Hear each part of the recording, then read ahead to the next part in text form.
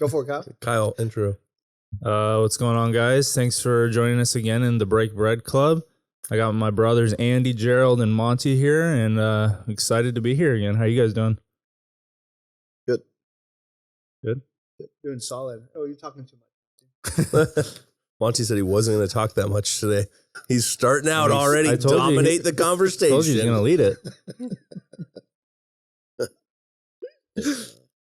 Monty's like, I'm not feeling well. I'm not going to talk that much. And then 3 seconds in. He was hustling us. It's all right. It's good. You were gone for a week on a cruise or 2 weeks. So now you got to make up for lost time. Yeah. Where'd you go? We went to Bahamas and Haiti and Jamaica. Nice. Yeah. That's right. You missed last week, his first week back. Oh. Yeah, I was sleeping. That was very Resting nice. in the Lord. Of course. No, I won't claim that. Resting for myself. Right. Have you been on a cruise before? No, that was our first one. And you enjoyed it? Yeah, it was good. Yep. It was, oh man, those boats are so big. You can't imagine. They're like 2 city blocks worth of 6,000 people on them things. And There's somebody on Instagram that they make out like it's a ghost boat that they're stuck on. But I guess they do sea trials periodically, like with boats after they go into dry dock. They have to take them out and do a sea trial with like minimal crew. And so they're like walking through cruise ships that are like just empty. oh, It is weird. That's interesting. Because they're so big and so massive. It's just eerie. Yeah, it's very. It would probably. I mean, the way they shoot it and the way they play some music, you had to Of make course. it more eerie. But Adds the ambiance. yeah, but I was thinking about that. I was like, man, that would be odd. Like, imagine going into a city, like going into, even a small city, Everson, exactly like 1,500 people, I don't know if 2,000 people. City is the right word.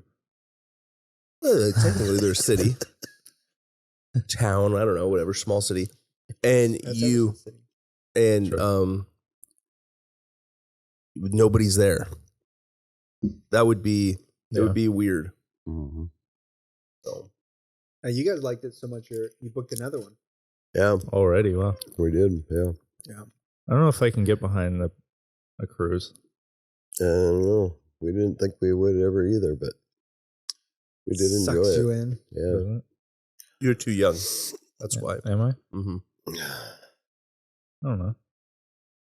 No, you're It's too a young. cheap, but I feel like it's a cheaper alternative He's to telling you, you're too young. That's why you said, like, I don't know if I There's could a- ever get behind it. It's because you're too young. When you're older, you'll realize the idea of going to one spot, unpack your bags, and then wander around like a big giant hotel, Mhm. sit by a pool. Is that eat what what- you're eat whenever doing you on want. a cruise ship? Yeah, I'm describing a cruise to you. Mhm. Isn't that a vacation also? You fly to one place, you unpack, and you're on a resort / hotel. No, it's different because you then you feel pressure to like go out and do stuff. So like on a I don't. cruise, You've never vacationed with Kyle. I pay money to go where I'm going. I'll do what I want. Mhm. I need to vacation with Kyle. Yeah, I think let's go. You're vacationing with the wrong people. I am. I'm vacationing with people like we got to get up Itineraries. at 5 a.m. Oh no, that's not vacation.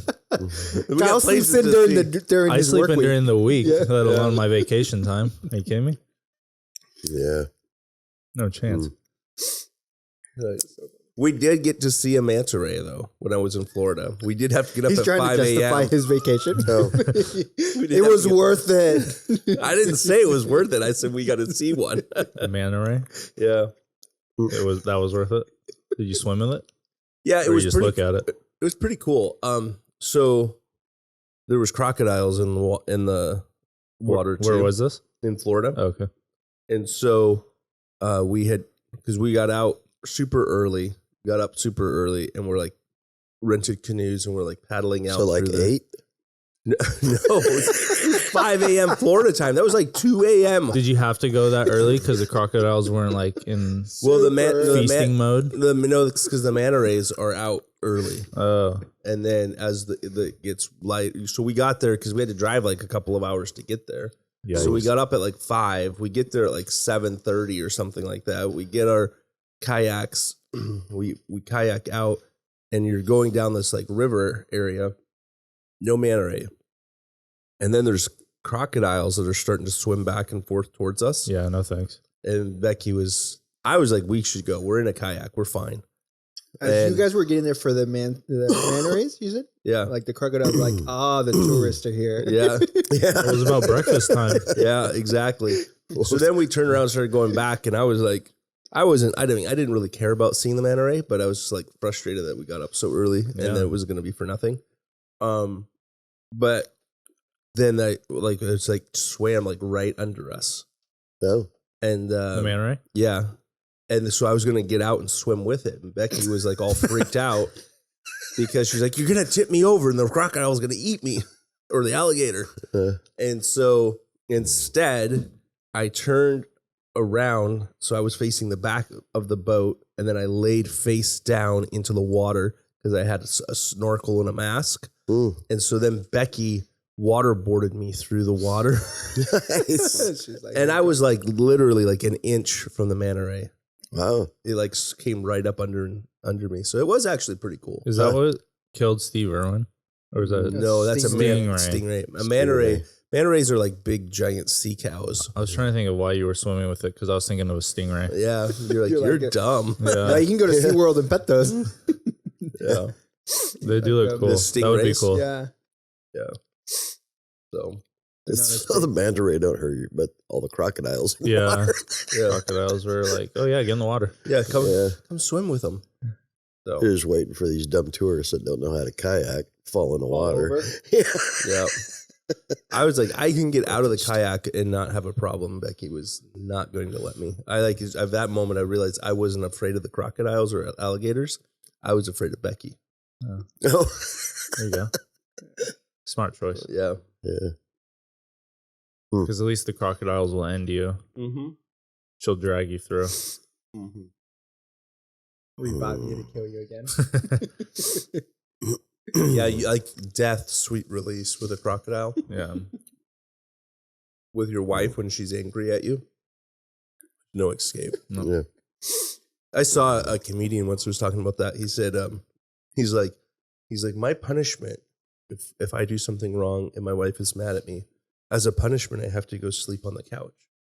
He's like, that's not a punishment. He's like, so you mean I can't sleep with seething anger? He's like, instead I have to go cuddle up on my favorite sectional, watch TV and fall asleep in the living room. Mm. But yeah, that's true. Saw flying fish, though. You ever seen one of those? Flying fish? Yeah. I did in Florida. Yeah. They were like jumping. Mm. But I don't know if they were flying fish or they're just jumping, actually. Oh. No. No, this one was getting out of the way of the boat when we were cruising. All of a sudden, he just... How far do they fly? Like, How high up do they he go? only did, I don't know, maybe 10 feet. But they can fly quite a ways. do they? Yeah, I don't know. I don't. Do they think I've have ever seen wings? Yeah. Well, What? they have really long, light flippers. them. And they, Hold on. like, I gotta look. flap, right? They No, I do. gotta look this up. They kind of look Flying like a fish? dragonfly flying. But I don't know. What the world? Mm. That'd be cool. So you get smacked. Some of the other people saw a big sea turtle right in the bay in the Bahamas when we were there. I didn't see it, but I didn't see flying fish. I just saw fish jumping. oh, Oh, that's crazy. Let me see. Like that? That's definitely. Yeah, I not did what- not see I was that. gonna say that's- He's like, You, No. I think I like you how would, you're I so think you would know. committed. Yeah. You're like, how I saw you're them committed. too. Yes. Oh wait, maybe they're just jumping. Yeah. No, I just saw fish that were jumping really high and really long. It was like they were flying, but it was not a flying oh, fish. oh. That's kind of interesting. Mhm. But no, it was good. It was a little disappointing. Well, no, I don't know about disappointing, but makes you realize, like, when you stop at those ports, and especially Haiti was probably our favorite port, and it's beautiful, and it's really nice. And to think of, like, a mile away, how much unrest and Mm-hmm. poor people there are, and Yeah. There's a lot of mission work that goes on in Haiti. And people that won't even go back. There's one of the missionaries from Linden here. Hasn't been back in a few years because there's so much unrest, and he can't jeopardize the people there by being seen with them, right? Because they know if a white person is there, they either have money or they're doing mission work, and so they either get kidnapped or they get persecuted for Christianity. So yeah, there's a lot of unrest in Haiti right now. It's being run basically by gangs. The country is in complete disarray. It made me. I was thinking about it the other day because I was reading that part about where it's like, when did we see you and give you a drink? When did we? When were you in jail and we came and visited you? And it's like, if you did it the least of these, you did it to me, right? And I've thought about that. Kind of like, I don't know, every time I read it, kind of sticks to me a little bit more about how comfortable we are with ignoring people's needs. Like, we see people in need, we know about how people are struggling, and we're okay with that. I mean, we wouldn't say we're like, oh no, that's too bad, but it's like, yeah, but I got to save up for this. Or I gotta, I want to buy a new car, or I need a new TV, or I'm going on a vacation. And I do that too. So then I'm like, how literal is that passage of scripture? For Jesus to say, if you didn't do it to the least of these, you didn't do it to me. Or if you did it to them, you did it to me. How literal is that? Because if it's like super literal, like if that's actually what God means. And then another spot, he says, he who lends to the poor lends to the Lord. So then I'm like, well, and then boy, it's a bad rabbit trail to go down. Because then it says, right? It's like, where your treasure is, there your heart is. Mm-hmm. Don't lay up for yourself treasure where moth and rust destroy, but lay up yourself treasure in heaven where neither moth nor rust destroy, or thieves don't break in and steal. And then talks to the rich young ruler, says, sell everything you have, come follow me. But I'm like, well, I just need a couple $1 million saved up for retirement. To be comfortable. Right? Like, it's just smart planning. Like, that's not a crazy amount of money for retirement. You look at that, you're like, man, if I want to retire at 65 and I need a couple $1 million, so make smart decisions. And then that homeless guy is just going to spend it on drugs or alcohol anyway, so why would I give it to him? Right. I don't know. You start thinking about those things and you're like, man, like the way that I live, the way that I spend, the way that I do life. And so then I was like, well, maybe it's just easier to give some more money to the church and then I don't have to think about it. And then it's like, there's that idea of like, oh, sorry, I already gave it the office, right? Like, I'm off the hook. I don't have any more to give. Yeah, I'm off the hook, right? Yeah. I gave it church, so I'm good. Yeah, I'm pretty sure there's a passage about that. I gave it the office? I don't remember that in the Bible. It says, Go ahead, pile on. What passage are you thinking? well, when Jesus is like to the Pharisees, he's like, you don't give to your mothers and fathers, because you've given it to the temple. And then he's like, you've neglected what's most important, which is taking care of one another. Mm-hmm. Yeah. It's like, it's a Jesus saying. Kind of important. I mean, we're not saying it was actually God saying it, but we're just going to say that God said it. Yeah. It's like Christian 101. If it's in red letters, you should really listen. My Bible doesn't have red letters. I don't listen. You're off the hook. He gave it the office. He's fine. Yeah. So we only really need to read the red letter stuff. Yeah. That's why I didn't get it. No, it's not only read. It's just you're supposed to like emphasize them a little bit. A little bit more. Yeah. Yeah, but if you don't have red letters, you're good. Yeah, no, I agree. I don't know how you can not.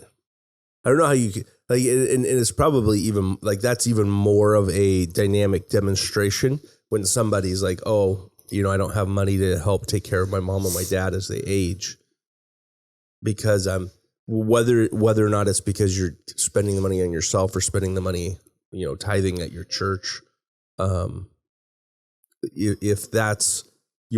you can't take care of your family because you're spending money on other things, Jesus is not going to be pleased with that at all. Yeah. But I think even more so, not more so, I think even further, it's just that whole idea of we have a responsibility to those around us to see them the way Christ sees them. And we say that, but I don't think we live it. Church, though, so okay. Right. Right. Or even, I guess, not even just the way that Christ sees them, but we should see them as Christ, because that's what he's saying. If you're giving to poor people, you're giving to me. Yeah. And we're more likely to buy dinner for somebody, for, someone who is going to elevate us in social standing. We'll buy dinner for those people. Mm-hmm.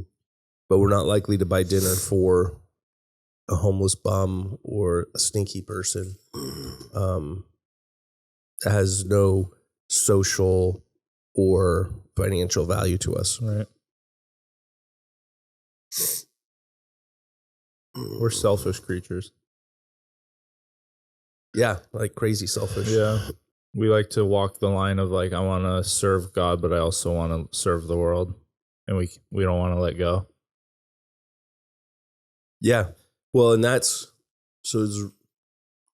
reading in Philippians. I'm going to pull it up real quick, because that's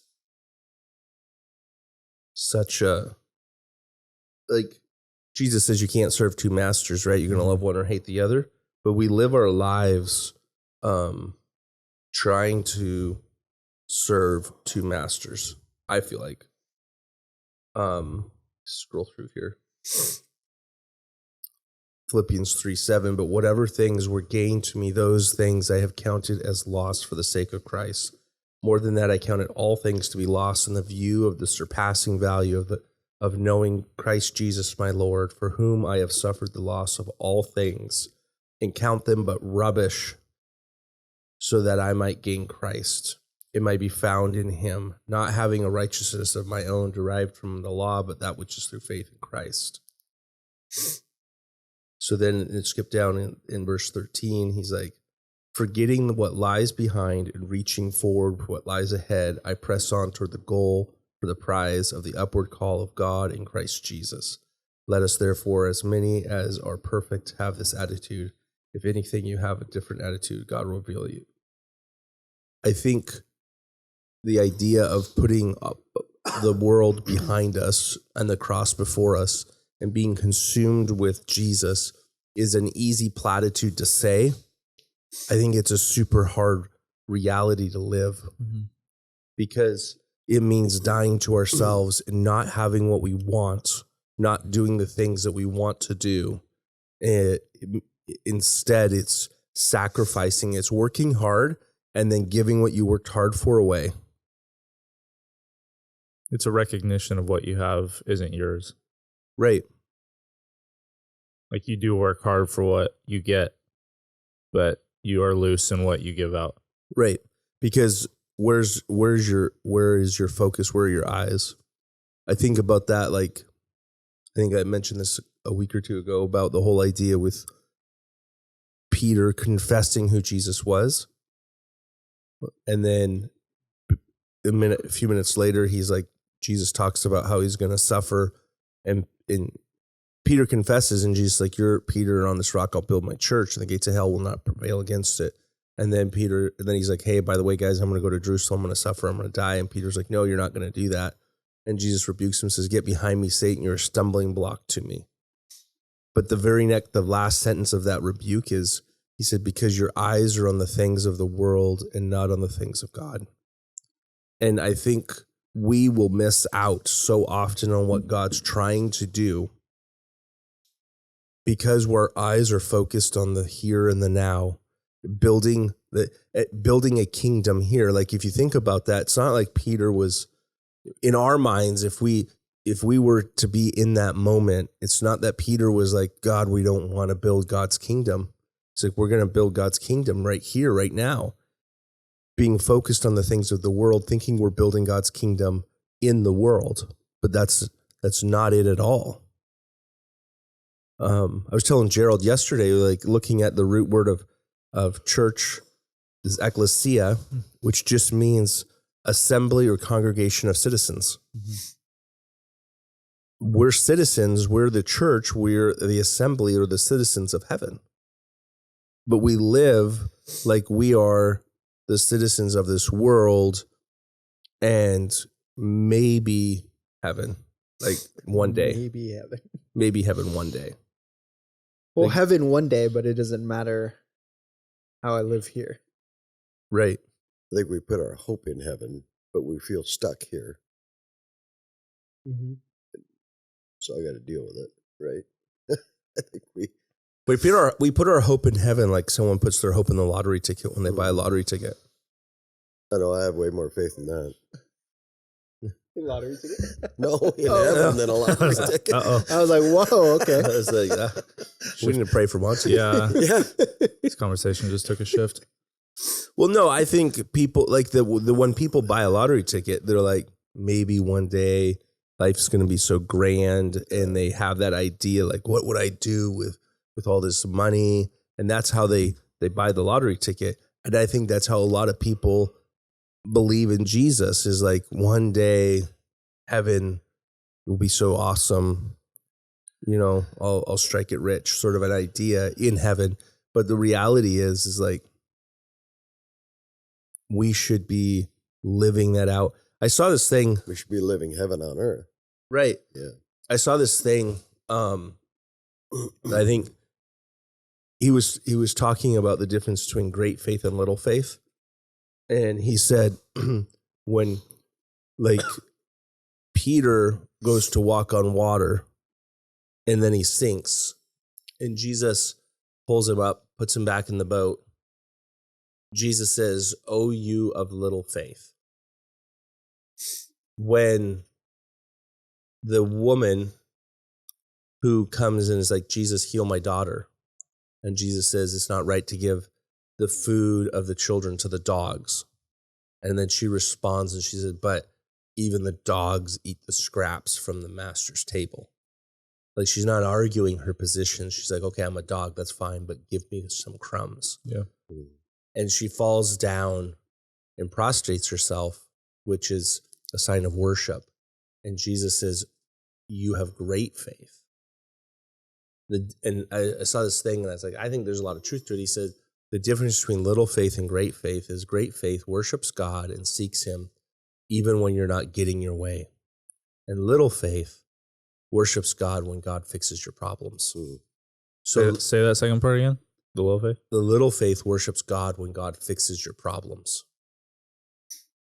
Once Peter was back in the boat, once Christ calmed the storm, they worshiped him, and he called it little faith. Mm-hmm. Yeah. He said, "Oh, you of little faith." And I think in general, that's kind of how we live our lives, is like, if God will do what we want him to do or expect him to do and make our lives better, we'll worship, we'll serve him, we'll get mad at him if he doesn't do what we want him to do. We have a lot of little faith. And so in that aspect, it's no surprise that we live our lives for the here and now rather than for eternity, because we don't have great faith in Christ and in God and what he's going to do. We have just enough faith. We have very little faith, not faith like a mustard seed, but we have a little faith. We have little faith in God. Yeah. It's interesting that you use, or not interesting, the Philippians thing there, where Paul's counting everything as rubbish, and I've gained all these things, and he ties it to the revelation of knowing Christ. He's like, nothing surpasses this is nothing compared to the surpassing knowledge of him that I've gained. And I think I said this a couple of weeks ago, and something that I remind people of, because I think that's the reality of the way we've portrayed faith is learning how to walk on water. Real faith, though, or great faith, is learning how to come before the Lord regardless of if life is good or not, and like worshiping him there. And I associate it to like learning how to read scripture and have communion with God when no one else cares that you're doing it, and just do it. Even if life is good or life is bad, even if you have a reason to go before the Lord or don't, like learning how to live a life that goes, nothing compares to knowing you more. And I'm going to spend my waking hours either before you in silence to hear from you, studying and meditating on your word. Like this is faith. And I think we so often portray faith as learning how to do great things for the Lord. And the Lord, I think, just like, or you can just come before me and I'll do great things through you. And it's not even going to be because of you or for you, but like in this relationship, you're going to experience like my presence. And again, I think sometimes we get lost in that idea. So then I think we have a hard time saying what Paul says. Hey, I can do these things and I can suffer through these things because I know Jesus, isn't usually how we respond. It's, oh, I'm suffering, God, come help me, is how we respond, which to your point, that's in that boat story, that's little faith. Because that's what Peter did. He's like, I'm drowning, Jesus. And he's like, picks him up. And he's like, oh, thank you. And Jesus is like, yeah, you're little faith. Right. We have a hard time actually being able to be okay with the trial that we're in. Yeah. To just say, Lord, I know you're going to get me through this. I don't know what it looks like. Yeah. But I'm okay with what the outcome may be. Yeah. I don't need, you've already saved me and I'm just going to walk wherever you've called me to walk. Yeah.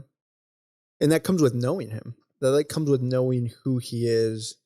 And I think as humans, I think we can say we know what a king is and we know what, someone as a lord or a master is. But I think it's so far different when we actually become like impacted more in what it means for God to be like with us and for us. That I think just takes time. I think some of that takes having to spend communion with like before the Lord. That again, I think sometimes we dismiss and we go, oh, we need to do great things. I need to figure out how to go become a missionary. I need to figure out how to give my money away. And it's just like, yeah, that's going to suck because you don't know the Lord and you're going to give all this stuff away.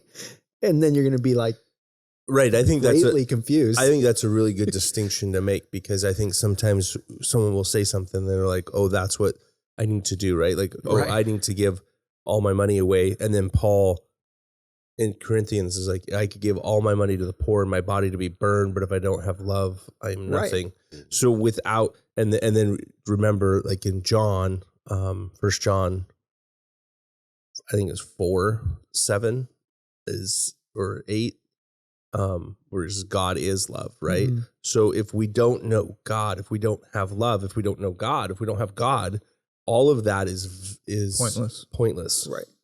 And so it should be come out of the relationship that we have with the Lord to be able to say, like what Paul said in Philippians, right? I count it all as garbage in light of my relationship with Christ. Right.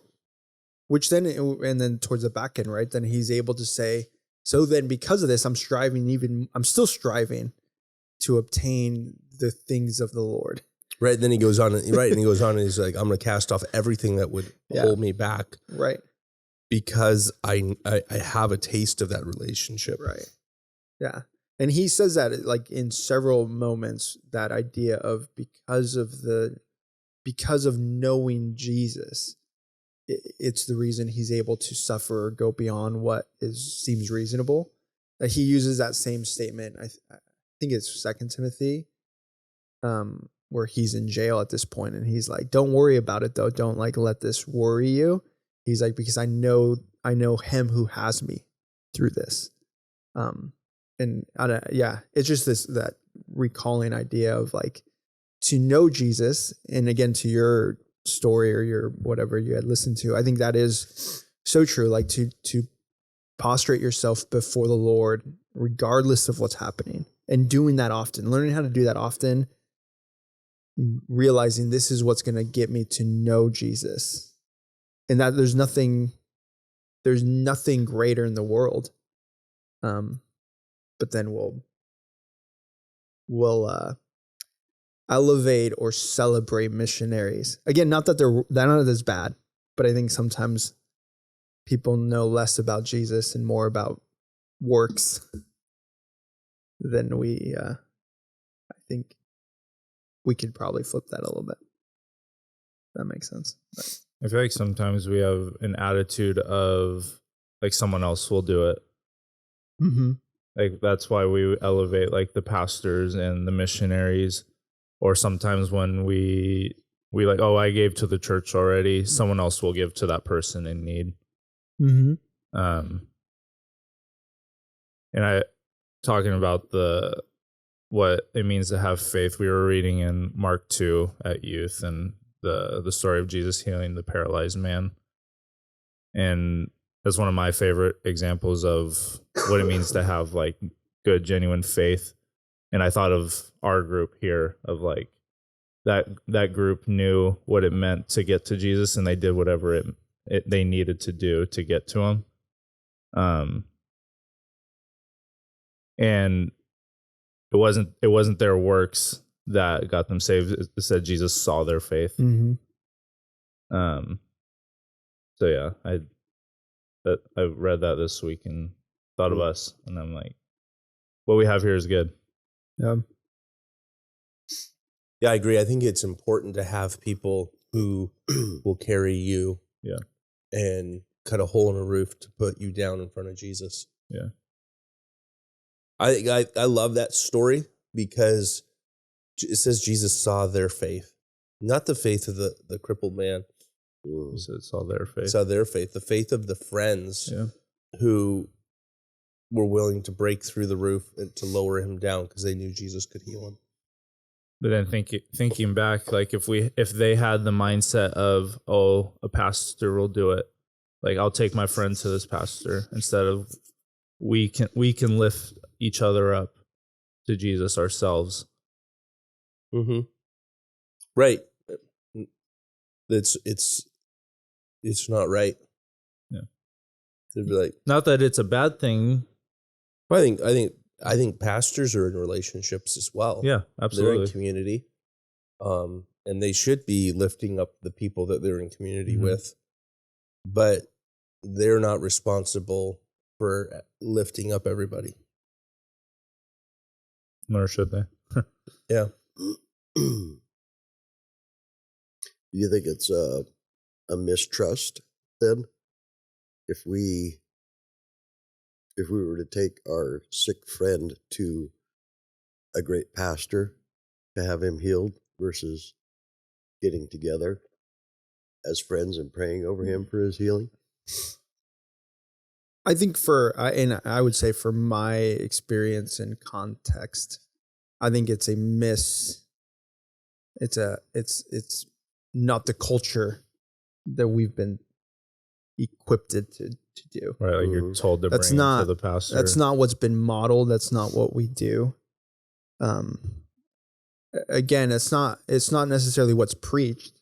Mm-hmm. I think the story's preached. That story, if you're in a decently grounded church, biblical church, like they'll preach that story and be like, you guys can all like heal each other. Mm-hmm. And then like in the middle of service, the pastor's phone's going off because someone's calling to, and you're like, oh, cruel. And so I think though, like what's practiced, like what's actually given out there, I think is this like, but that's what the pastor's for. Not all pastors are marriage counselors, and some pastors need marriage counseling. Mm-hmm. And yet somehow that's who like will carry the burden of like giving marriage counseling. Yeah. I think it speaks to a bigger bigger issue or problem inside of the way that we do church, I guess I'd say.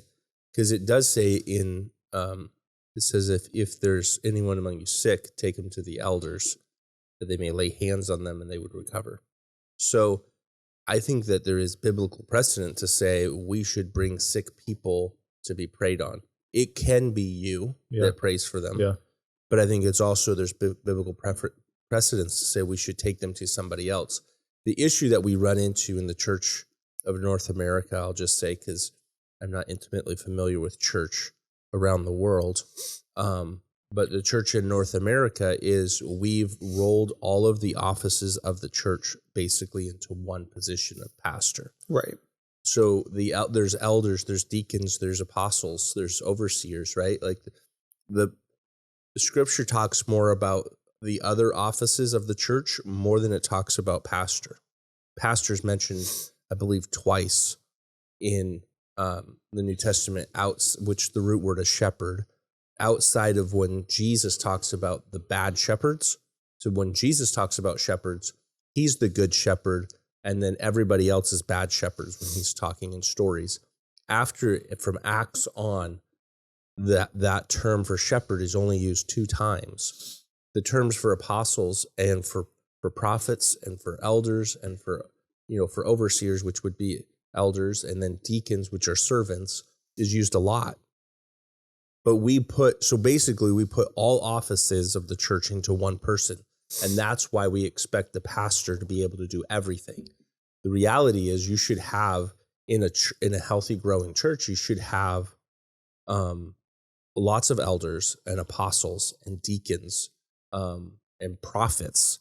And so when someone needs to be healed, you should be bringing them to the elders, not just to the pastor, right? Like it shouldn't be like, hey, we need the pastor to come and pray. Maybe the pastor does, but you should be praying and you should be involving other mature Christians in that prayer because that's what God laid out for us. Yeah. But again, I think that's part of it's definitely not what we live. So I think then it's not a mistrust. I think we take that context of we're supposed to bring it to the guys, to the people. And unfortunately we've singular put it all on one person. Yeah. And some churches are bigger and they have multiple pastors. But I think even then and some of this is the way we're wired. I think you even read in the New Testament, at the end of the day, we want a king. We want somebody. Yeah. When it doesn't work, who do we go to? Yeah. When this isn't working, who do we not necessarily blame, but really put the responsibility on? And unfortunately, sometimes most of the time, that's the main guy on the stage that's preaching every Sunday. Right. That becomes this elevated. Right. Right. I think that's interesting that you use that term. We want to have a king because if you go back to the Old Testament, right, when children of Israel go to Samuel and they're like, we want a king, and Samuel's all butthurt about he's hurt. Yeah, he's butthurt, complaining to God about it, and God's like, don't be upset about this. They're not rejecting you; they're rejecting me. I'm their king. Yeah, and they want to crown a physical king. Yeah. So, and then God's like, okay, well, let's do it then.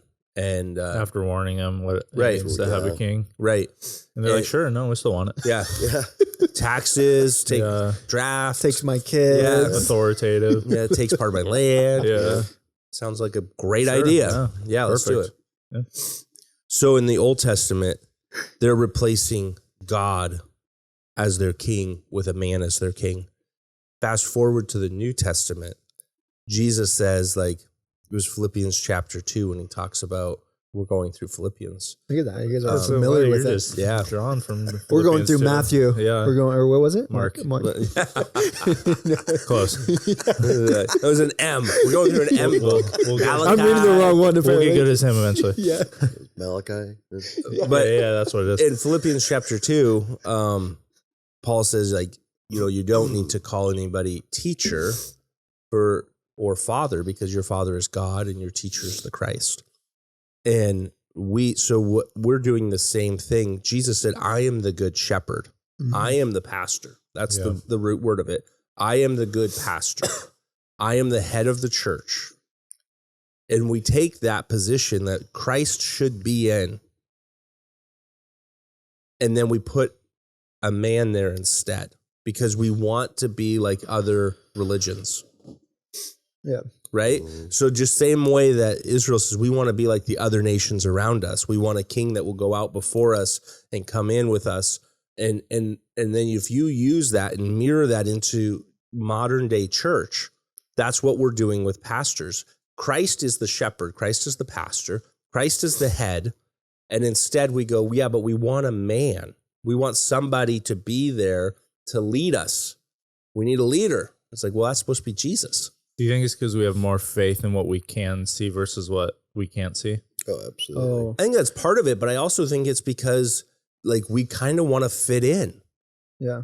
It's what's been modeled to us Well, around us. Right. It's So then- like outside of Christianity, that's what all other religions have, is they have a hierarchy of power. And not even religions, but just world in general. The world. Yeah, governments sure. and President, exactly. a king, and dictator, or whatever it may Like be. society has an order of authority and power. Yeah.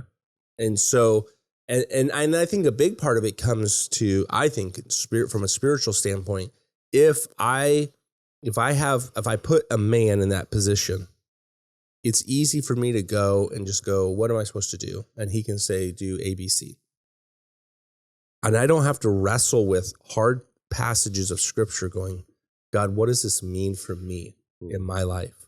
And then I mean, we all know like, oh, you can't blame other people. But I think in the back of our heads, we're like, if something goes wrong, I can shift the blame to it was the person. pastor's fault. He's the one that told me to do it.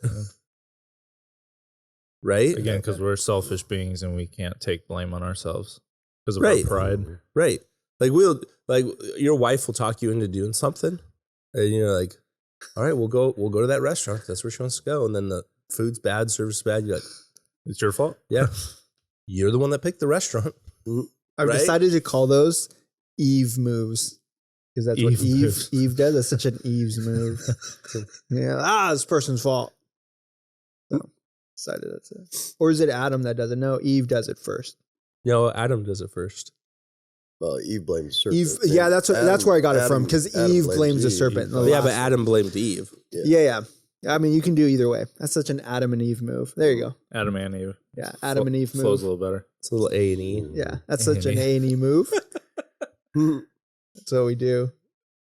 Yeah. Well, and it's interesting. This is like probably a conversation for a different time. It's interesting. I'd be curious what you guys think a pastor is, like an elder is. Like, what would be a good elder? Because I would say, in my like just a very simplistic, like obviously there's the qualifications of what an elder should So look it doesn't like. lay out qualifications. It does. Yeah. So to qualify though doesn't mean you're like a good elder. You just mean like, hey, you meet the criterias of like Minimum wife. requirements. yeah, like these are the You minimum. barely made it, but you Yeah. meet these. Like I mean, you're one wife. You've been in the faith a long time, so you won't get like swayed away. And I would say it's just someone who cares about the people of God. That shows an excellence of caring about the church. Because then when he's talking about giving and he's like encouraging them to give to the teachers, he makes the wording of it is like give to the elders. And then he says, especially those who teach. So teaching, although he says we should all be able to, doesn't mean you're like a great teacher. Mm-hmm. Because then there's especially those who teach. I thought you said this was a different conversation. I know. Sorry. I'm just saying. That's No, good. that's fine. That's good. I just- we got time. So it's interesting. Like, I think even inside of the way we think of pastors, we think of these, I think even in our context, sometimes we're like, well, there's these elevated men that are supposed to spur us on to do Yeah. greater things. And it's like, well, no, they're just people that care about the church to the point of wanting to spur us forward. And not all of them are actually meant to be great teachers. You should be able to. You should have the ability to teach. Yeah. And then I would go into the whole rabbit hole of what is teaching, but again, I don't know. That's why it's a conversation for another day. Mhm. You should bring a PowerPoint. I know, like here it is, and here it is. Yeah, just things to ponder. Bring our podcast into 3 Yeah, 3. 3 yeah. points. I can give them to Cole before, and he can just like post them next to my face. And do you think in the same way we combine responsibilities to a pastor, we combine deacons and elders? Yeah, we have. I think in our context again, like I think we have such an odd, awkward setup. Yeah. For what churches. Yeah, I think elders and deacons elevate the pastor to a point that that he can't fulfill, because, and as well gets them off the hook. Yeah, he's a scapegoat. Yeah, because even in decisions or consistory meetings or whatever, the elders and deacons still look to whatever the they pastor decide. Well, but his opinion matters, right? Because he's the leader of the congregation. Yeah, it's very And rare in a board meeting. Very rare that and usually once you get to this point where if you have the pastor over here and everybody else, or the majority of people over here, when you've broken away from like, oh, this is the pastor's vision and this is where the pastor wants to go, if you're not 100% behind that, it's pretty rare. And once you get to that point, you're usually going to have a major falling out or problem inside of the church. Mm-hmm. Because people have a hard time with disagreements, right? And the pastor, it's always going to be the pastor's way, or the pastor's going to leave, or you're going to leave. Mm-hmm. Right. You know what would be cool is there's moments in the gospel where it says they try to make Jesus king and then he disappears. Mm-hmm. If pastors just start Just disappeared. I'm out, man. Wait a minute, you want me to be the leader? No, you're on your own. Peace out. Peace. That'd be cool. Yeah, but I mean, there's very few people who will shun the limelight, right? Oh, for sure. Like you look at, I think a great example of a leader in general would be George Washington, who didn't want to be president, who they tried to make king and he said no. Yeah. Right? Like people were shocked when they heard that, like the king of England. He's like, if this is true, he's a greater man than me.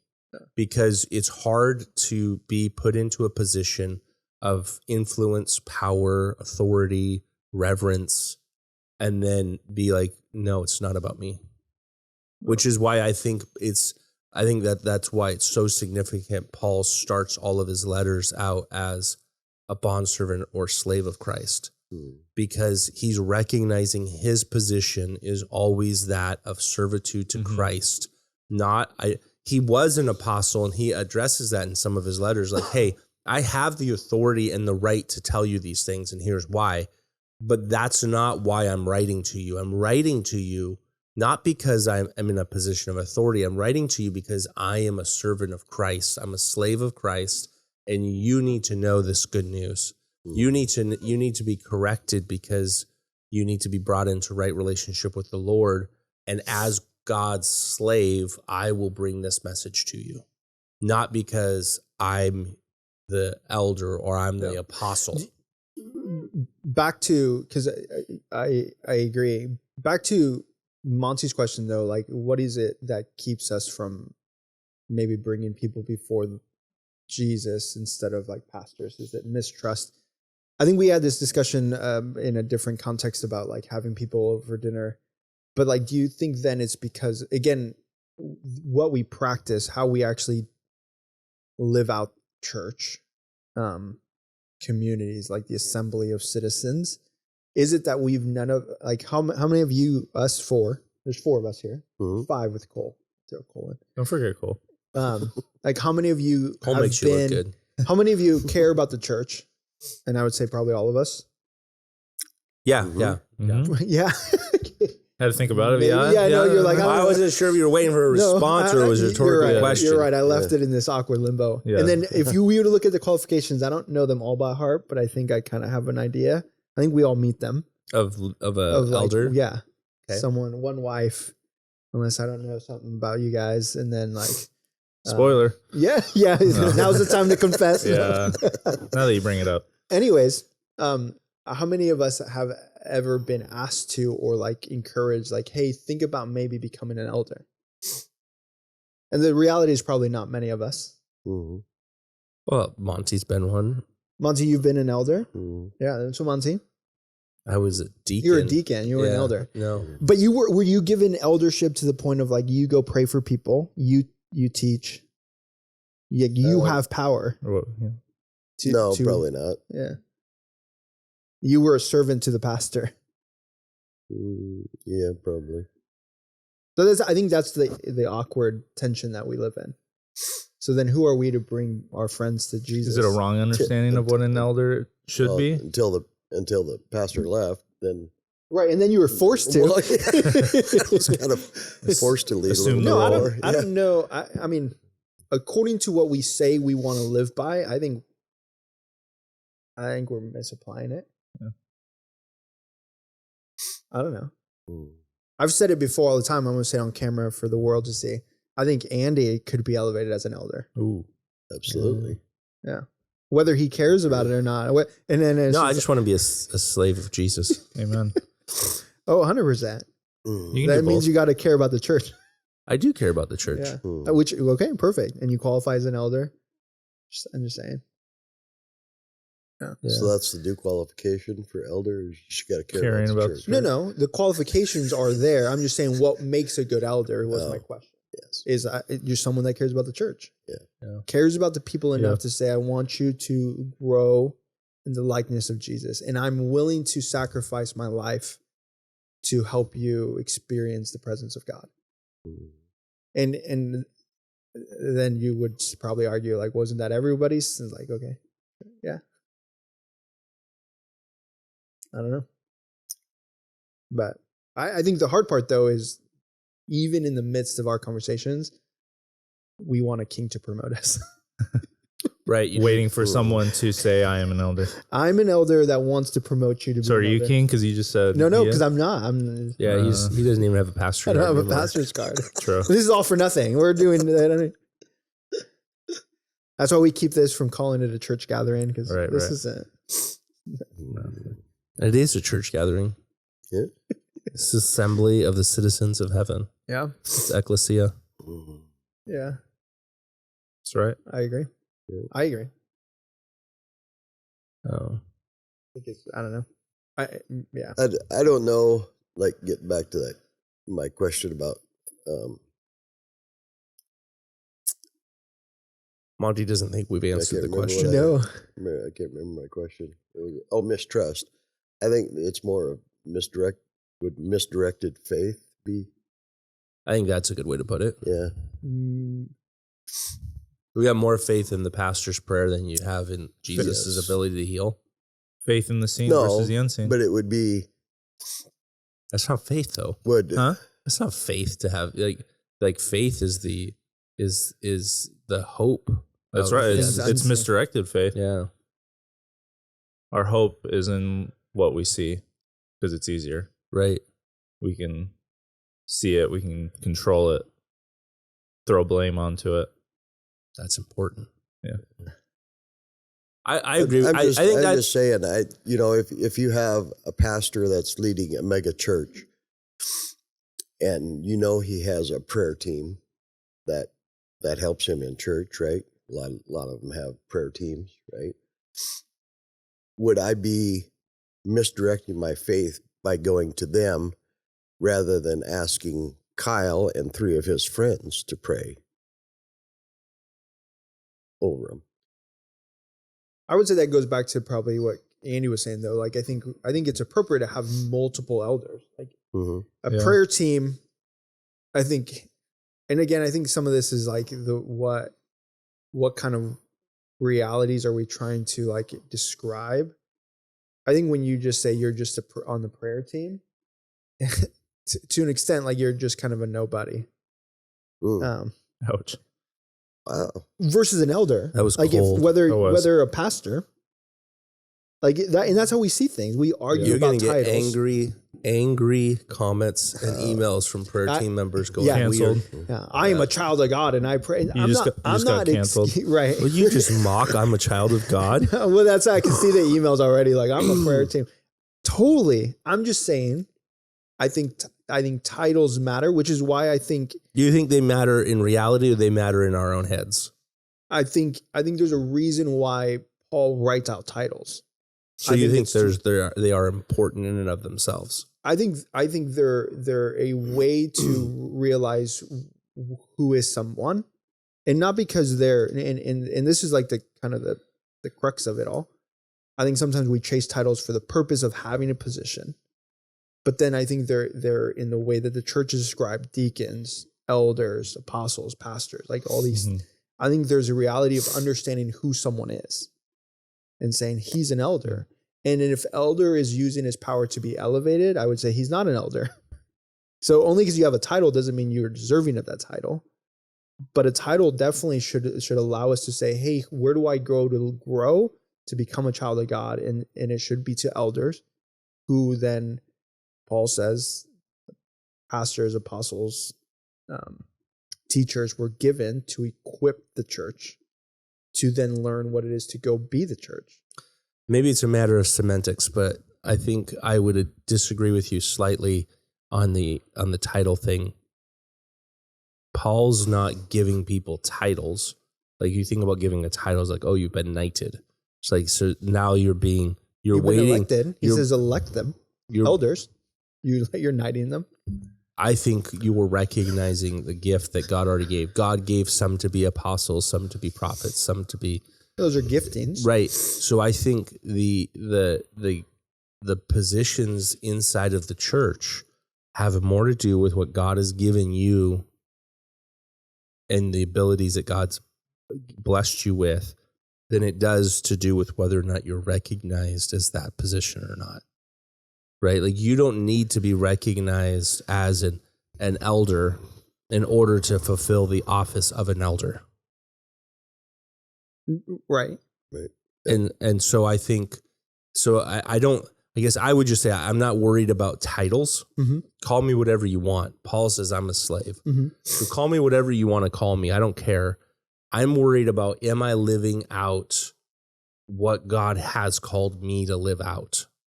And I think, Monty, if you're seeking prayer for something, I think you should be seeking prayer from Kyle and his 3 friends. But I think you should also be seeking prayer from the elders in your church. Who aren't the prayer team. Maybe they are, maybe they aren't. It doesn't matter. That's what I'm saying. So that's what I was saying. If they're the prayer team and you're saying, don't go to the prayer team, go to the elders. Yeah. I mean, that's what the scripture tells you to do. That's what I'm saying. They're essentially nobodies. They're not nobodies. No, but you didn't say go to Kyle and then go to the prayer team and then go to the elders.